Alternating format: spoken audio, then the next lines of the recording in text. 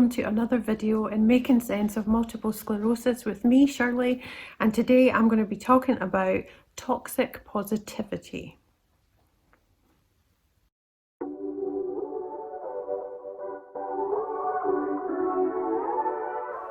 So I'm a mum, I work, and I'm also a student. I'm studying my master's in psychology at the moment, which is why a lot of my videos come from a psychological foundation, because that is where I find my expertise lies. And the knowledge that I'm gaining I want to share with you, and I want to share it in a way that's hopefully not too boring or overly scientific. I want to share it from an everyday person's point of view and an everyday person with MS point of view. I wanted to talk to you today about something called toxic positivity. It's something that I hadn't really been aware of until I started to study psychology. And I didn't even realise that I was being guilty of it. And looking back on it, I can see the damage that it causes to myself and to others. And I'm going to explain why.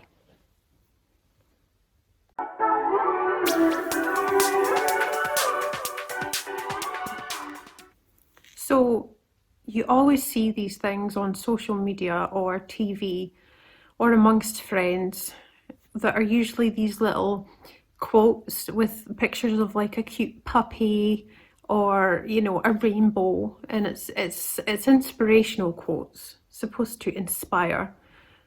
Today is the first day of the rest of your life. Well, there's always a silver lining on every cloud. Tough times don't last, but tough people do.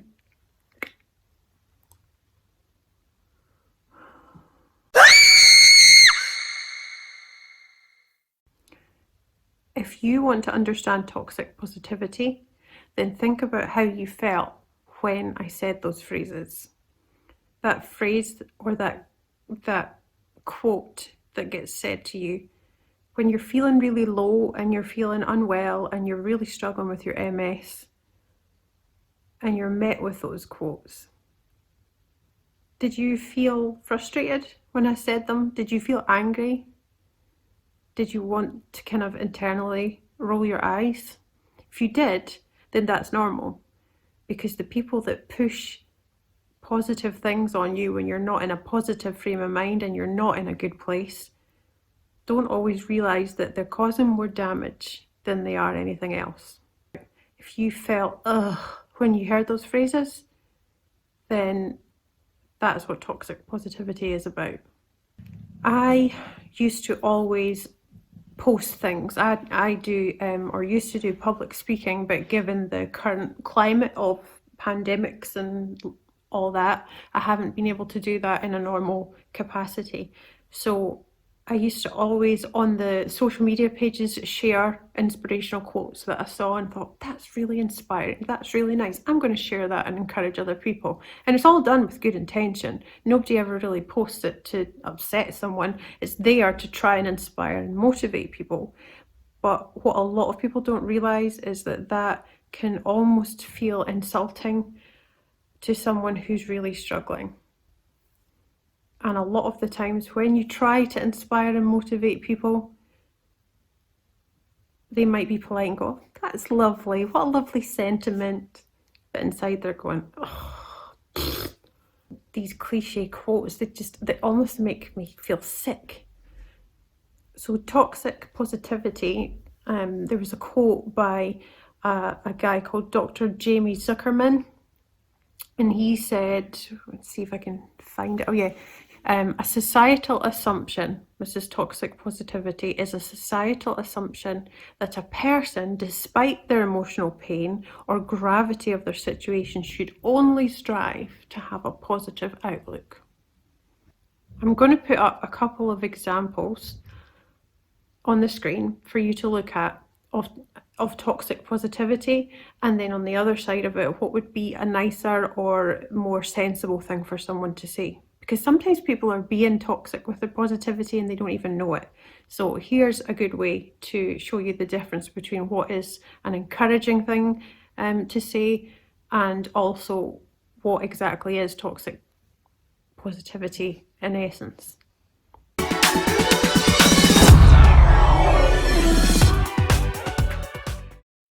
Okay, so toxic positivity, you'll get over it. Validation and hope would look more like, this is hard. You've done hard things before, and I believe in you. So that's a much nicer alternative. Another example, just be happy. Uh, that's never a great response. It's never fun to feel like that. Is there something we can do today that maybe you'd enjoy? That's a much better alternative. Sounds a lot more supportive. Another example, you'll get over it. Just be positive. Stop being so negative. Things like, this is hard. You've done things before that are hard. I can help you. I know there's a lot that could go wrong. What could go right?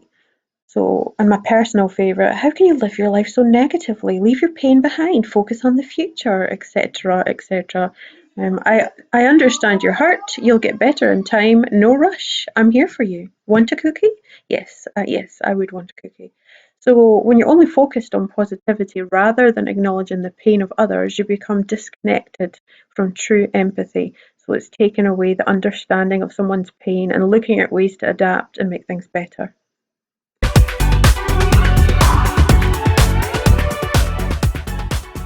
So the problem that we have when we're met with a friend or a colleague or a family member that completely invalidates how you feel when you're honest is that we start to lie. So I spoke about it in a previous video about how a lot of us have a natural reaction to say, I'm fine, because it's more socially acceptable. You don't want to be honest about the fact that you've peed yourself several times one day or that you're dealing with MS hug all the time. That's me right now, and it's so painful.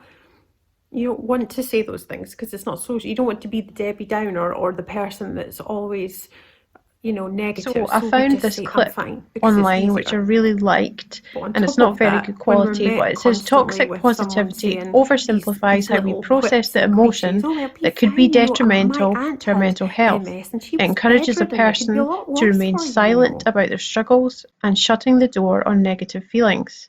When you deny, you make these unpleasant emotions bigger, and they remain unprocessed.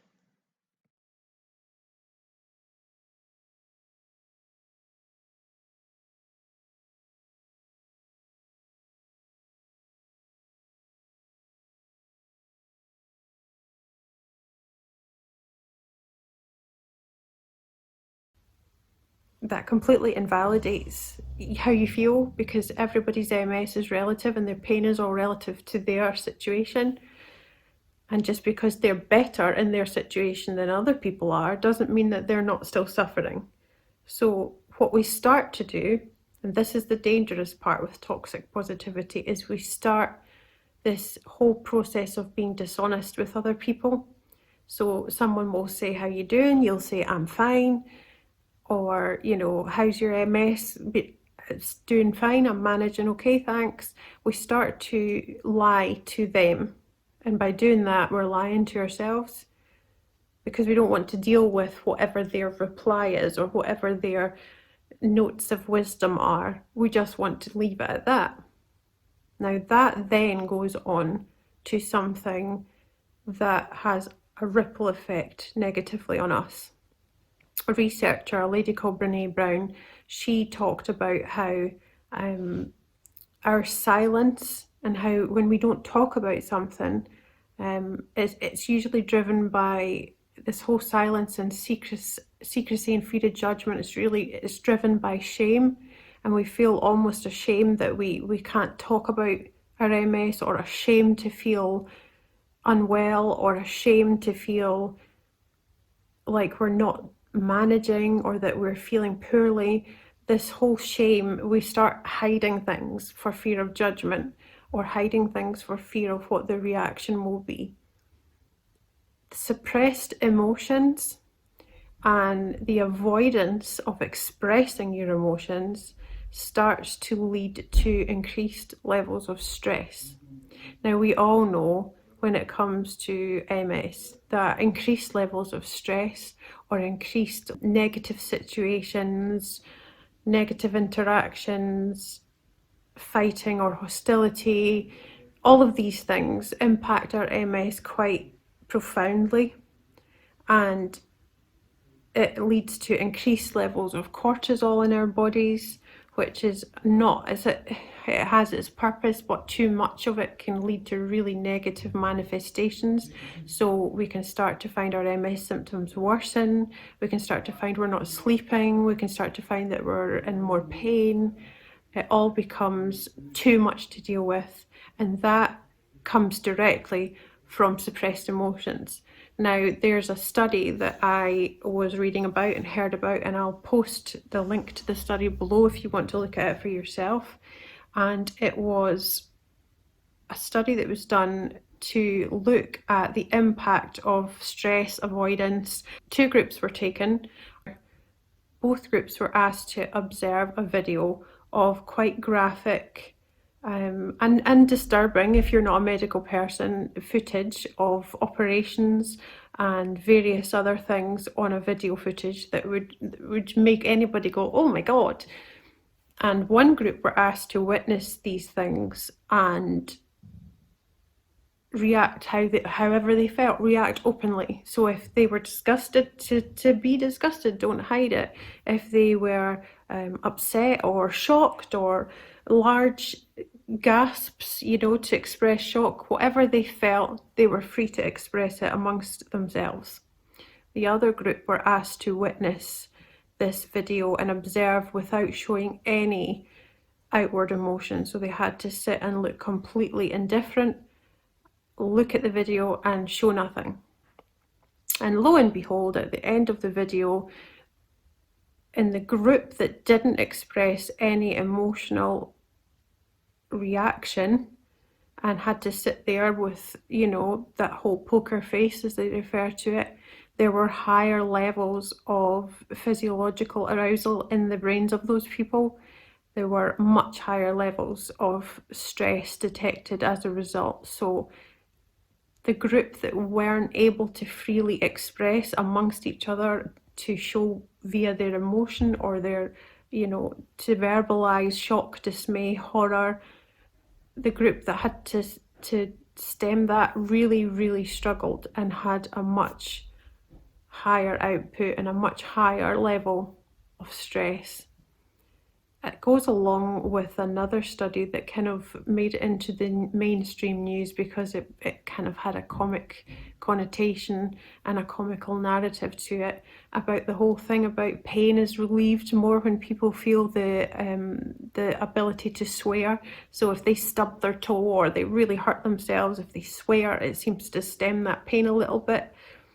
Again, that kind of falls into that category of being able to freely express pain, freely express these negative emotions outwardly, to almost release them a little bit. And again, that falls in line with the whole, a problem shared is a problem halved and all this kind of stuff. It's all built around the fact that humans need to be able to express to one another when something's wrong, because it's how we survived back in the day. It's how we were able to get through things, by supporting each other when we weren't functioning at full cylindrical capacity. We needed to be able to tell someone we weren't well or that we weren't doing so good. So by suppressing that, we're not only lying to the other person, we're lying to ourselves. So it's all about being able to be honest to family and friends. And you know, if they're not honest, you need to show them this video, and you need to show them the quotes and how that can physically affect and emotionally and psychologically affect you as someone with MS. It's not about being a Debbie Downer, and apologies to anyone who's called Debbie. I have a couple of friends called Debbie, but that is the title. It really goes to show the impact that that makes. So you have to be able to say, and you have to be able to be honest about it. And you have to be able to get an appropriate reaction from someone. So I hope that was helpful, and I hope that that made you feel like you're not alone, because I say that at the end of every video, you're not alone. There's always somebody that's feeling the same way as you. And you need to be able to talk about how you feel. I would really like to know your thoughts on the video, so if you could leave a comment below, that would be really good. And I'd also like to know about your own struggles, because even though I talk about things in a video, it's nice to hear about others within the MS community and their experiences of what's going on with them. So it helps me to make material that they can provide to friends and family and say, I can't explain this, but this is how I feel, so look at this. And maybe I can do the talking for you, because I'm good at that. My mouth is really large. Bye.